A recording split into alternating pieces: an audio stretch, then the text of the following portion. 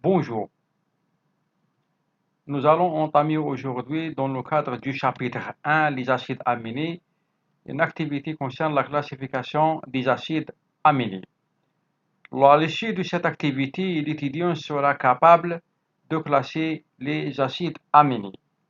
Nous avons vu comme rappel la fois passée la structure générale d'un acide aminé et on a dit qu'un acide aminé est constitué d'une chaîne d'un groupe aminé NH2 et d'un groupe carboxyle COH, en plus un radical ou une chaîne latérale R.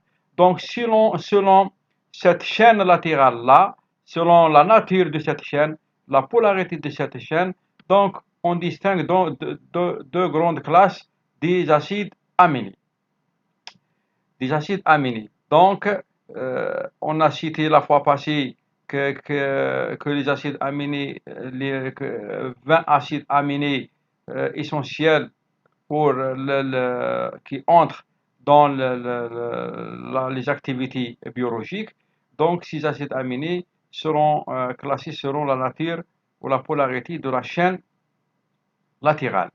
Donc, la première classification, c'est la classification des acides aminés selon la nature de la chaîne latérale. Et là, on distingue 8 familles.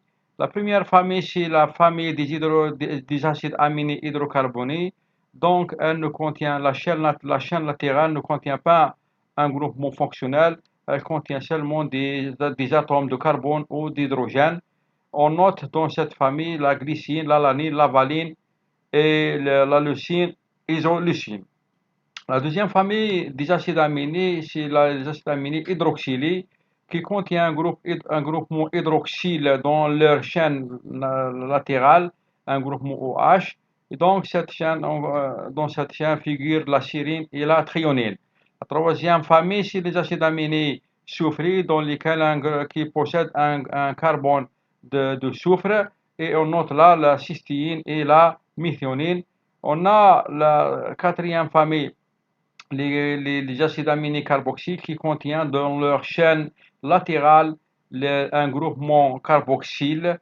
Donc, on note ici les acides glutamiques et l'aspartique. Donc, on dit glutamate ou aspartate. Donc, ce groupement carboxyle rond, c'est cette famille des acides aminés, on dit c'est des acides aminés acides. On a la cinquième famille, c'est les acides aminés amides qui contient dans leur chaîne latérale un groupement, un atome d'azote lié à son groupe carbonyl. Donc cette famille comprend la glutamine et l'asparagine. On a la septième famille, c'est les acides aminés basiques qui contient un groupement amine lié à la chaîne latérale. Donc ces acides aminés sont nommés acides aminés basiques et cette famille comprend la lysine, l'arginine et l'histidine. On a comme septième famille les acides aminés aromatiques. Donc, elle contient un groupement cyclique dans leur chaîne latérale. Et dans cette chaîne-là figure la phénylalanine, la tyrosine et la tryptophane. Enfin, on a les acides aminés hétérocycliques qui contiennent dans leur chaîne latérale, en plus du groupement cyclique cité, un groupement amine. Cette famille comprend un aminoacide qui est la proline. La deuxième classification, c'est la polarité de la chaîne latérale. Donc, on a les acides aminés polaires et les acides aminés non polaires. Donc, polaires hydrophiles et non polaires hydrophobes. Donc, elles affectent leur comportement via le contact avec l'eau. Donc, dans les acides aminés polaires, on a les acides aminés non ionisables, donc non chargés à pH neutre. On note ici les sérine, thréonine, l'asparagine, la glutamine, cystéine et la thréonisine. On a la deuxième famille dans cette classe des acides aminés polaires, les acides aminés ionisables. On distingue ici deux classes. Les acides aminés chargés négativement à pH neutre, ce sont les acides aminés acides, notamment les acides aspartiques et les acides glutamiques. On a la deuxième classe, les acides aminés chargés positivement à pH neutre, qui est la lysine, l'arginine et l'histidine. Ce sont des acides aminés basiques. Donc, la deuxième grande catégorie de classe, c'est la classe non polaire. On a des acides aminés non chargés à pH neutre, apolaires ou hydrophobes, comme on a dit.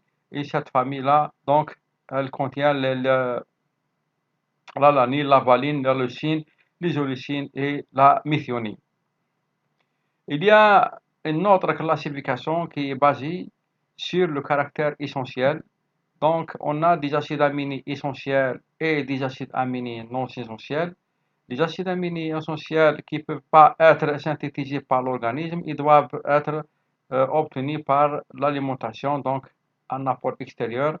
Cette famille ou cette classe contient 9 acides aminés qui est l'isoleucine, la leucine, la méthionine, la phénylalanine, la lysine, la thréonine, la tryptophane et la valine.